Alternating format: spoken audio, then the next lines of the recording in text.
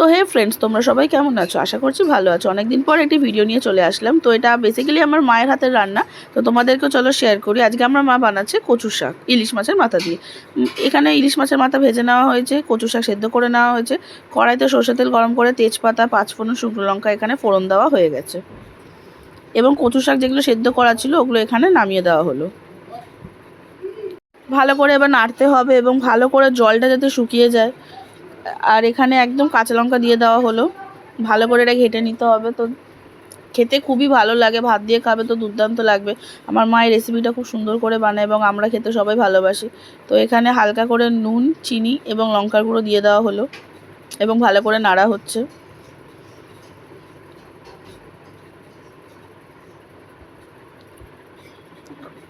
ভেজে রাখা ইলিশ মাছের মাথাগুলো ছিল, ওগুলোকে ভালো করে টুকরো করে ছোট ছোট করে ভেঙে নিয়ে এর ওপর দিয়ে দেওয়া হলো।